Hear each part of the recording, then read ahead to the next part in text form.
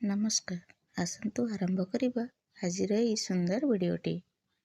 ଏହି ଭିଡ଼ିଓରେ ଆମେ ଭୀଷ୍ମ ଏକାଦଶୀ ବା ଭୈମୀ ଏକାଦଶୀ କେବେ ପାଳନ କରାଯିବ ଓ କ'ଣ କଲେ ସୁଖ ସମୃଦ୍ଧି ଆସେ ଆସନ୍ତୁ ଜାଣିବା। ମାଘ ମାସ ଶୁକ୍ଳପକ୍ଷ ଏକାଦଶୀକୁ ଭୀଷ୍ମ ଏକାଦଶୀ ଭାବେ ପାଳନ କରାଯାଏ। ଏହା ଜୟା ଏକାଦଶୀ ବା ଭୈମୀ ଏକାଦଶୀ ଭାବରେ ମଧ୍ୟ ପରିଚିତ। ଭୀଷ୍ମ ଏକାଦଶୀ ତିଥିରେ ବିଷ୍ଣୁ ସହସ୍ର ନାମର ଜନ୍ମ ହୋଇଥିବା କଥିତ ଅଛି। ଏହି ଦିନ ଉପବାସ ରହି ଭୀଷ୍ମକୁ ସ୍ମରଣ ଏବଂ ସାରାଦିନ ବିଷ୍ଣୁ ସହସ୍ର ନାମ ଗାନ କଲେ ଭଗବାନଙ୍କ ଆଶୀର୍ବାଦ ମିଳେ। ଏହି ଦିନ ବିଷ୍ଣୁଙ୍କୁ ପୂଜା ଓ ବନ୍ଦନା କରାଯାଏ। ମକର ସଂକ୍ରାନ୍ତି, ମାଘ ପୂର୍ଣ୍ଣିମା, ମହାଶିବରାତ୍ରି ପରି ମହାକୁମ୍ଭର ଅନେକ ସ୍ନାନ ଦିବସ ମଧ୍ୟରେ ଭୀଷ୍ମ ଏକାଦଶୀ ଏକ ପବିତ୍ର ଦିନ କୁମ୍ଭ ସ୍ନାନ କରାଯାଏ। ଓଡ଼ିଶାରେ ଏହି ଏକାଦଶୀ ଦିନ ସାକ୍ଷୀ ଗୋପାଳର ଶ୍ରୀ ଗୋପାଳଜୀଉଙ୍କ ଗଜ ଉଦ୍ଧାରଣ ବେଶ ହୋଇଥାଏ। ଯାଜପୁରରେ ବ୍ୟାସ ସରୋବର ମେଳା ଓ କଣ୍ଟିଲୋର ନୀଳମାଧବଙ୍କ ପୀଠରେ ଭୌମୀ ଏକାଦଶୀ ଯାତ୍ରା ଆରମ୍ଭ ହୁଏ। ଏହି ଦିନ ଉପବାସ କରିବା ଦ୍ୱାରା ସାଂସାରିକ ପାପରୁ ମୁକ୍ତି ମିଳିଥାଏ। ଏହି ବ୍ରତ ପାଳନ କରିବା ଦ୍ୱାରା ମୋକ୍ଷ ପ୍ରାପ୍ତି ହୁଏ।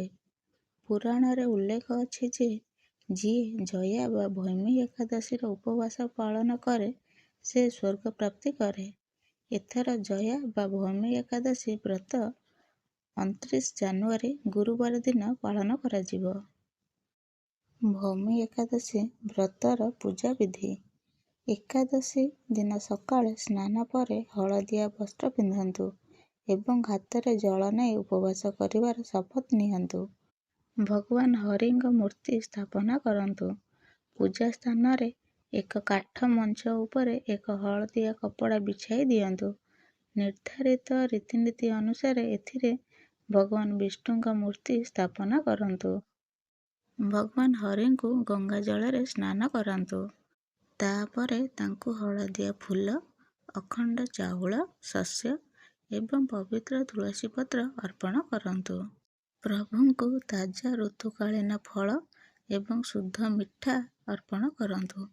ଧୂପକାଠି ଏବଂ ଦୀପ ଜଳାନ୍ତୁ ଏବଂ ଜୟା ଏକାଦଶୀର ବ୍ରତ କଥା ପାଠ କରନ୍ତୁ। ଶେଷରେ ଆରତି କରି ପୂଜା ସମାପ୍ତ କରନ୍ତୁ। ଏହି ଦିନ କ'ଣ କରିବେ? ସାରା ଦିନ ଆଧ୍ୟାତ୍ମିକ ଭାବରେ ପବିତ୍ର ରୁହନ୍ତୁ ଏବଂ ଭଗବାନଙ୍କୁ ସ୍ମରଣ କରନ୍ତୁ। ଅଭାବୀ ଲୋକଙ୍କୁ ଦାନ କରନ୍ତୁ।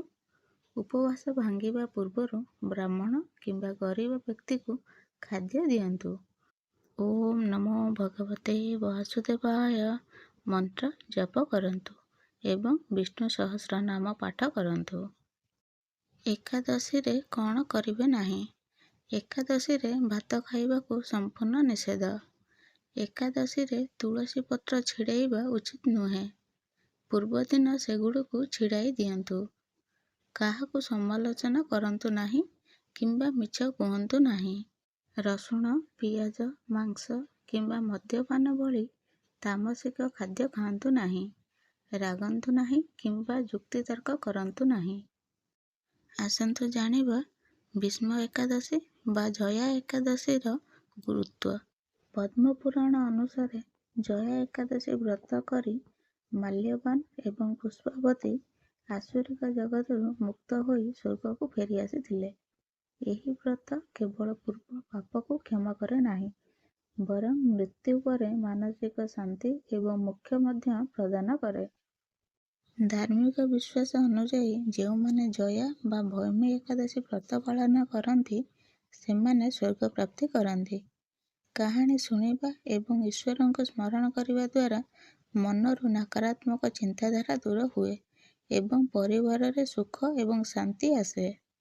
ପୌରାଣିକ ମତରେ କୌରବ ବଂଶର ଶ୍ରେଷ୍ଠ ତଥା ଯୋଦ୍ଧା ଜ୍ଞାନୀ ରାଜଧର୍ମର ଶ୍ରେଷ୍ଠ ପଣ୍ଡିତ ପିତାମହ ଭୀଷ୍ମ ପାଣ୍ଡବମାନଙ୍କୁ ଏହି ଦିନ ବିଷ୍ଣୁ ସହସ୍ର ନାମ ଶିଖାଇଥିଲେ। କୌରବଙ୍କୁ ଯୁଦ୍ଧରେ ପରାସ୍ତ କରିବା ଲାଗି କିଛି କୌଶଳ ଶିକ୍ଷା ଦେବା ସକାଶେ ପାଣ୍ଡବଙ୍କ ଶ୍ରେଷ୍ଠ ଭ୍ରାତା ଯୁଧିଷ୍ଠିର ଶରଶଯ୍ୟାରେ ଥିବା ଭୀଷ୍ମଙ୍କୁ ନିବେଦନ କରିଥିଲେ। ବିଷ୍ଣୁ ସହସ୍ର ନାମ ଜରିଆରେ ଭୀଷ୍ମ ଭଗବାନ ଶ୍ରୀକୃଷ୍ଣଙ୍କର ମହିମା ସମ୍ପର୍କରେ ଅବଗତ କରାଇଥିଲେ। ତା ପରଠୁ ଏହି ବିଷ୍ଣୁ ସହସ୍ର ନାମ ମନ୍ତ୍ର ଗାନ କରି ପାଣ୍ଡବମାନେ ମହାଭାରତ ଯୁଦ୍ଧରେ ବିଜୟୀ ହୋଇଥିଲେ। ଏହି ଲେଖାରେ ଥିବା ସୂଚନା ବିଭିନ୍ନ ଉତ୍ସ, ଜ୍ୟୋତିଷ, ଉପଦେଶ, ବିଶ୍ୱାସ, ଧାର୍ମିକ ପାଠ, କିମ୍ବଦନ୍ତୀରୁ ସଂଗ୍ରହ କରାଯାଇଛି।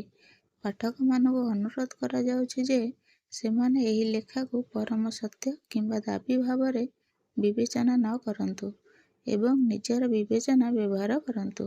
ଆଜି ପାଇଁ ଭିଡ଼ିଓଟି ଏତିକି। ପୁଣି ଦେଖା ହେବ ଆଉ ଏକ ସୁନ୍ଦର ଭିଡ଼ିଓରେ। ଥ୍ୟାଙ୍କ୍ସ ଫର ୱାଚିଂ।